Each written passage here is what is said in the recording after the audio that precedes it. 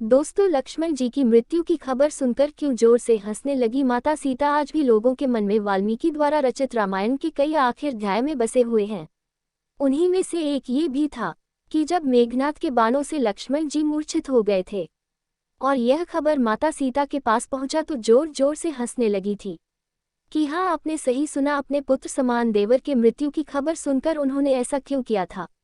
अब इसके पीछे का क्या कारण था, कारण ये जानने के लिए वीडियो के अंत तक बने रहिए। आप देख रहे हैं तो चलिए करते ज्ञान की बातें। वीडियो में आगे बढ़ने से पहले हमारे चैनल को सब्सक्राइब अवश्य करें और बेल आइकन दबाना ना भूलें। जब रावण पुत्र मेघनाद द्वारा लक्ष्मण जी की शक्ति बाण लगा तो वह मूर्छित होकर धरती पर गिर पड़े थे।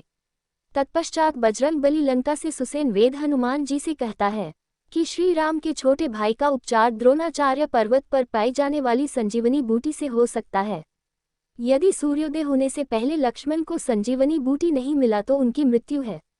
वही जब समाचार दशानन के कैद में रहकर अशोक वाटिका में मां सीता को हुई तो मां सीता जोर जोर से हंसने लगी। इस तरह से हंसना देख वह मौजूद त्रिजटा को बहुत आश्चर्य हुआ और त्रिजटा ने देवी जानकी से हाथ जोड़ते हुए आश्चर्य के साथ पूछा है, पुत्री लक्ष्मण जी तो आपके पुत्र के समान है और वह इस समय मृत्यु दया पर लेटे हुए हैं, लेकिन आप ये सुनकर क्यों हंस रही हैं? कृपया आप हंसने का कारण बताएं। राक्षसी की बात सुनकर माता सीता कहती है कि मुझे इस बात की चिंता है कि श्री राम तीनों लोकों के स्वामी हैं।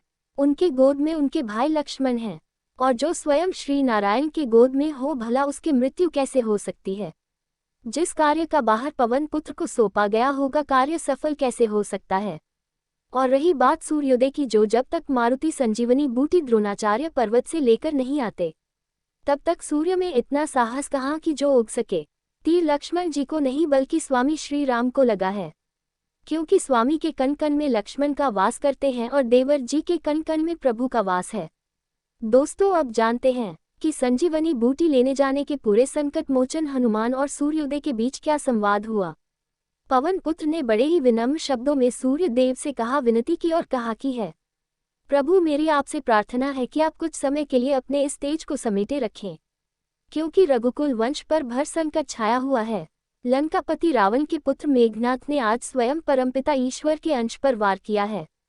उन्होंने आगे कहते हैं, हे देव, मेरे आने के पूर्व यदि सूर्य देव हुआ तो सूर्यवंश पूरी तरह से अंधेरा छा जाएगा और भ्राता लक्ष्मण अपने प्रभु श्री राम के साथ जीवन मार्ग के बीच ही छोड़ जाएंगे। इसीलिए मेरी आपसे विनती है कि जब तक मैं संजीवनी बूटी वापस लेकर ना जाऊं तब तक कृपया करके आप छिपे रहे। आप तो जानते ही हैं कि भगवान विष्णु के अवतार और दुष्ट रावण का वध करने के लिए धरती पर अवतरित हुए हैं। उनके साथ सभी देवता धरती पर आए हुए हैं। अगर लक्ष्मण जी को कुछ हो गया तो जिस कार्य के लिए भगवान राम अवतार लिए हैं वह अधूरा रह जाएगा। इतनी प्रार्थना करके हनुमान जी द्रोणाचार्य पर्वत के लिए निकल जाते हैं। दोस्तों, दुष्ट रावण चाहता था कि वायुपुत्र हनुमान कभी भी संजीवनी बूटी न ला पाए, इसलिए उसने भगवान के रास्ते में बहुत सी बड़ाएं उत्पन्न करने का प्रयास किया। उसने हनुमान जी को रोकने के लिए रक्षा कालनेमी को भेजा था और कालनेमी ने बजरंग बली का ध्यान अपने ओर खींचने के लिए रास्ते के मार्ग में एक सुनसान सी जगह पर एक कुटिया का निर्माण किया और एक ऋषि का भेष बनाकर रहने लगा और भगवान राम नाम का जाप जपने लगा। दोस्तों, यह तो आप सभी जानते हैं कि जहाँ भगवान राम का भजन होता है वहाँ संकट मोचन का वास हुआ होता है। यही सोच हनुमान जी वहाँ रुक गए। उन्होंने उसी कने में राक्षस रूपी ऋषि को प्रणाम किया और श्री राम के भजन सुनने विभोर हो गए। कालनेमी तो यही चाहता था, इसलिए उसने पवन पुत्र हनुमान को स्नान करने के लिए जलाशय में भेज। जब हनुमान जी जलाशय में स्नान करने लगे, स्नान करते समय उनके पैर को एक जलचर मगरमच्छ काटने लगा, जिसका जबड़ा उन्होंने अपने हाथों से फाड़ दिया। मृत्यु के पश्चात वह मगरमच्छ एक अप्सरा के रूप में परिवर्तित हो गया। उसने हनुमान जी को प्रणाम किया तथा इस तरह से मुक्त करने के लिए हनुमान जी का धन्यवाद भी किया।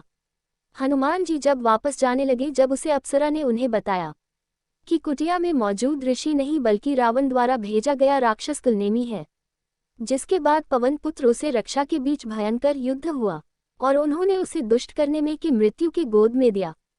इस प्रकार हनुमान जी संपूर्ण द्रोणाचार्य पर्वत को उड्रीम ड्रीम और हनुमान जी लक्ष्मण जी का प्राण बचाए। दोस्तों, अगर आप संकट मोचन हनुमान के भक्त हैं तो कमेंट में जय श्री राम जरूर लिखिए। वीडियो अगर आपको अच्छी लगी तो इसे लाइक करें, मेरे चैनल को सब्सक्राइब करें और ज़्यादा से ज़्यादा शेयर करें।